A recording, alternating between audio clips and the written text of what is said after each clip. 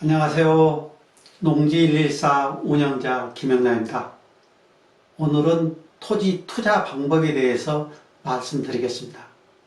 우리가 부동산 관련 책이나 모든 사람들, 즉 토지에 투자하는 모든 사람들은 토지를 투자할 때는 5년이고 10년이고 묻어두는 개념으로 투자하라고 합니다. 5년이고 10년이고 묻어둔다고 그 땅 가격이 모두 올라갈까요? 그렇지만은 않습니다. 그렇다면 어떻게 투자를 해야 될까요? 그 첫 번째가 살 때보다 팔 때를 기준으로 투자해야 합니다. 아무리 싸다고 그 땅을 사지 말고 그 땅을 사서 팔 때 어떤 사람이 어떤 목적으로 그 땅을 사겠냐, 즉 팔 수 있는 땅을 사야 된다는 거죠. 어느 분들은 경매로 취득할 때 3차고 4차고 많이 떨어진 땅만 사는 분들이 있습니다. 가격이 많이 떨어졌다고 사서는 안 된다는 거죠. 가격이 많이 떨어졌다 하더라도 나중에 팔릴 수 없는 땅이다. 그 땅은 손해볼 수밖에 없다는 거죠. 그래서 땅을 취득할 때는 그 땅을 팔 때 어떤 사람이 어떤 목적으로 내가 얼마에 팔겠냐, 그 팔 수 있는 가격을 먼저 설정을 해야 한다는 거죠. 그런데 아파트나 상가 이런 부동산은 시세 파악이 쉽습니다.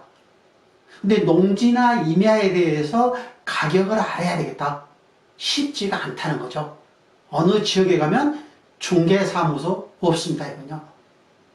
그런 지역은 알 수 있는 방법이 마을 주민이나 이장 등 그 지역 주민에게 확인할 수밖에 없다는 거죠.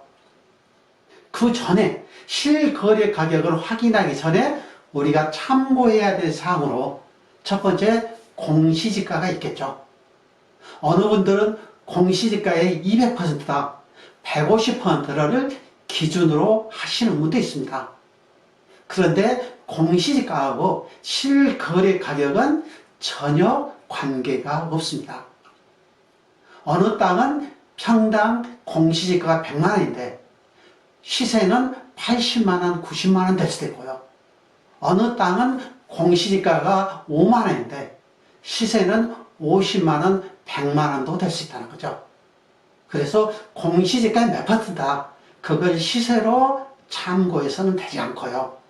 단지 최근 공시지가, 즉 몇 년 이내의 공시지가가 꾸준히 올라간 지역들, 그런 지역에 투자를 해서는 좋겠죠군요.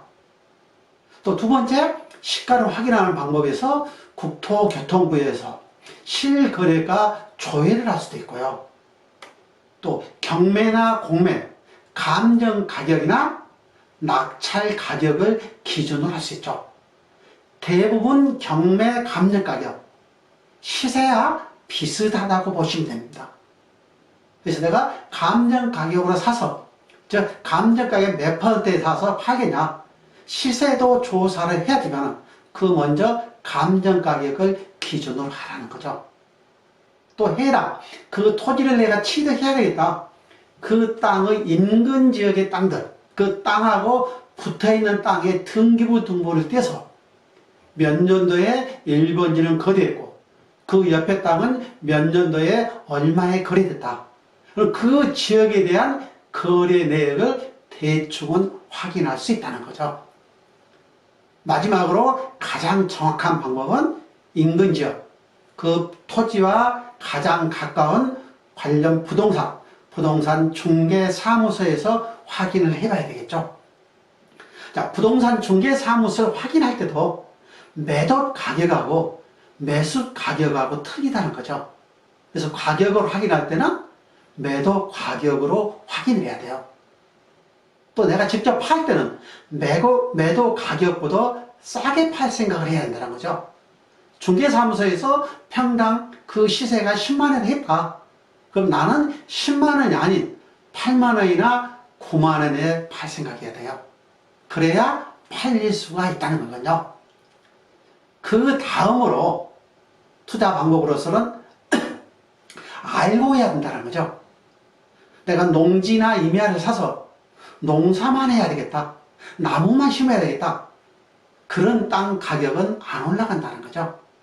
즉 농지나 임야 이외에 다른 용도로 사용할 수 있는 땅이 된다는 거죠.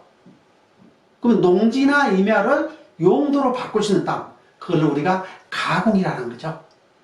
농산품이나 공산품만 가공이 되지 않고 부동산도 가공을 할 수 있다는 거죠. 그럼 가공이란 원자재를 가지고 제품을 만드는 것을 가공이라고 그러죠. 부동산에서 원자재다, 농지, 즉 전이나 답이나 과수원을 농지라고 그러죠. 농지와 더불어서 임야, 이 네 가지를 원자재라고 그러고요.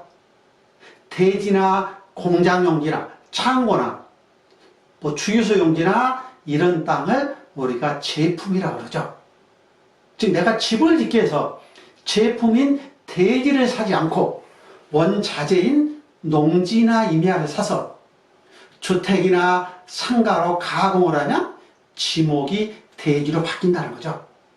내가 공장을 지어야 되겠다. 마찬가지 공장 용지를 사지 않고 임야나 농지를 사서 공장으로 가공을 하면 지목이 공장 용지로 바뀌고요. 그래서 땅을 벌 때는 그 땅을 다른 용도로 가공할 수 있는 땅이어야 된다는 거죠. 근데 모든 땅이 다 가공이 되지만은 않아요. 그럼 가공을 하려면 법을 알아야 된다는 거죠. 농지에 건축을 해야 되겠다. 농지 전용 허가, 건축 허가, 개발행위 허가를 받아야 되고요. 산에다가 건축, 즉 집을 지어야 되겠다. 산지 전용 허가, 건축 허가, 개발행위 허가를 받아야 된다는 거죠. 이 세 가지를 다 받아야 되는데 그 중에서 한 가지만 되지 않는다. 그 땅은 가공을 할 수 없다는 거죠. 그래서 그 땅을 살 때는 그 땅을 다른 용도로 가공할 수 있는 땅이냐 아니냐 그걸 판단해야 된다는 거죠. 흔히 우리가 땅을 살 때 도로변 땅을 많이 사죠. 이건요. 왜? 도로에 붙어있기 때문에 개발할 수 있다고 땅을 사거든요. 근데 도로에 붙어있는 2차선 도로에 붙어있는데 그 도로가 녹지에 저촉됐다. 농사 지을 때는 들어가는데 건축허가 할 때는 들어갈 수 없다는 거죠. 그래서 2차선 도로에 붙어있다고 비싸게 샀는데 건축할 때는 진입이 안 된다는 거죠. 또 사거리 코너, 상거리 코너 땅을 샀는데 마찬가지 그 지역도 진입이 안 되는 지역들 많아요. 그런 땅을 샀다. 손해 볼 수밖에 없다는 거죠. 그래서 건축할 때 진입이 가능한지 또 태수로가 있는지 법을 알아야 되겠죠. 그래서 땅을 살 때는 땅만 사지 말고 법도 같이 사야 된다는 거죠. 또 가공을 했어요. 매수자가 있어야 되고 임차인이 있어야 돼요. 매수자도 없고 임차인이 없다. 그럼 가공을 했는데 감가상각만 적용돼서 손해를 수밖에 없다는 거죠. 그래서 그 지역의 땅을 사서 가공을 했을 때 매수자가 있는지 아니면 임차인이 있는 지역인지 그 지역의 정보를 사야 되겠죠. 그래서 땅을 살 때는 땅하고 정보하고 법을 같이 사야 된다는 거죠. 또 땅은 모든 지역이 다 똑같지 않고 그 지역마다 다 틀리다는 거죠. 그래서 그 지역의 용도에 맞는 땅을 사야 된다는 거죠. 내가 양평이나 가평, 뭐 강원도나 아니면 뭐 서천의 땅을 사야 되겠다. 자, 이런 지역의 땅을 찾는 사람들은 대부분 집을 짓기 위해 땅을 샀죠. 집을 짓기 위해서 땅을 찾는 사람들이 대로변의 땅을 찾지 않는다는 거죠. 자, 집을 짓기 위해서 땅을 찾는 사람들은 바다나 강이 보이거나 계곡이 낀 지역들, 그런 지역의 땅을 샀죠. 그래서 주택으로 가공이 되는 지역들, 주택 부지를 많이 찾는 지역들, 그런 지역은 도로변에 있는 땅보다도 어떤 테마가 있는 지역의 땅을 사야 된다는 거죠. 근데 김포나 화성시나 뭐 경남의 김해시다. 자, 이런 지역은 공장이나 창고 용지를 많이 찾는다는 거죠. 근데 공장이나 창고 용지를 찾는데 강이나 바다나 계곡하고는 전혀 관련이 없다는 거죠. 자, 이런 지역은 IC 가까운, 즉 도로 사정이 좋은 지역의 땅을 사야 되겠죠. 그래서 땅을 차릴 때는, 즉 땅을 살 때는 그 지역에 맞는 용도의 땅을 찾아야 한다는 거죠. 네 번째로, 남들이 보지 않는 땅, 남들이 어렵다고 찾지 않는 땅을 찾아야 한다는 거죠.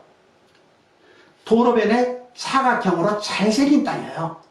그런 땅은 누구라도 판단할 수 있어요. 그래서 경매로 들어가더라도 낙찰률이 높죠.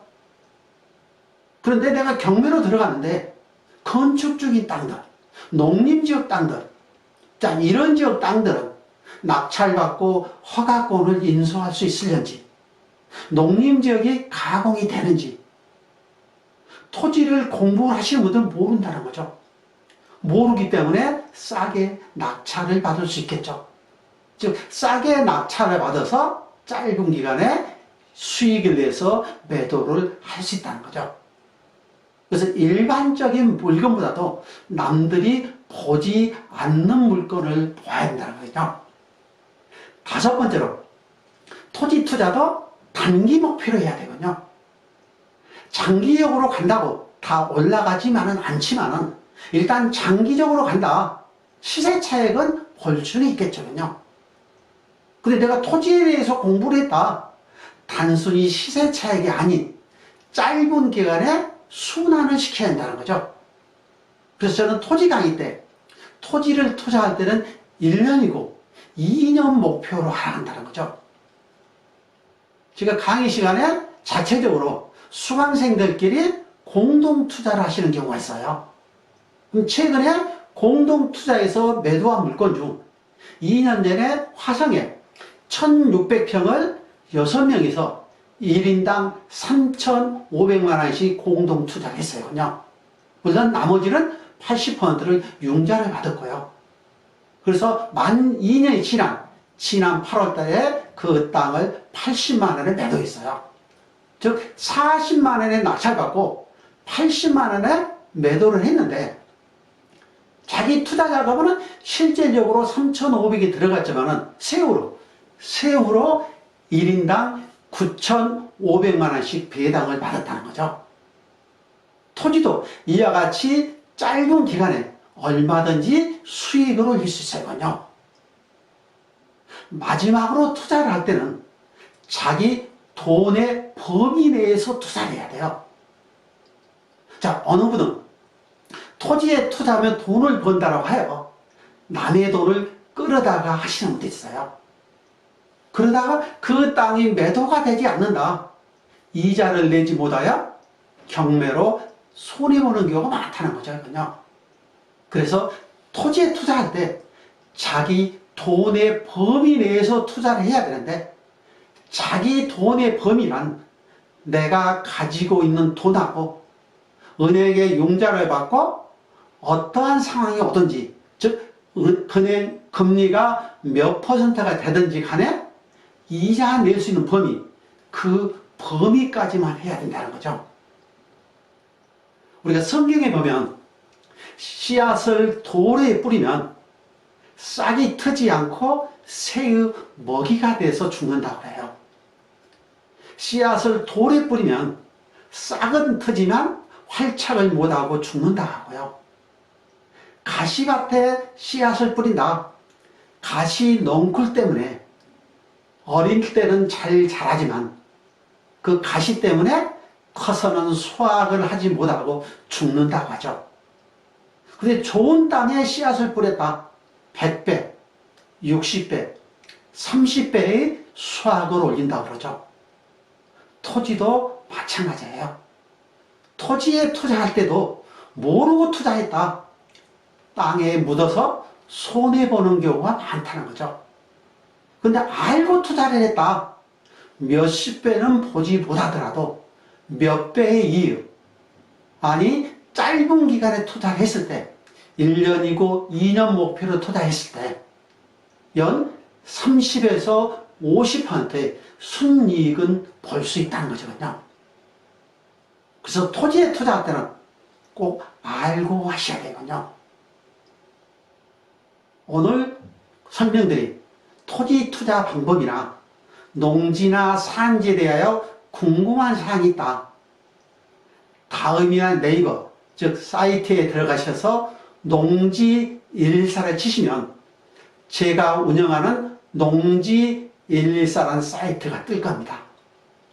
거기 궁금해요 들어가면 5만 7천 건 정도 질문이 되어 있는데요.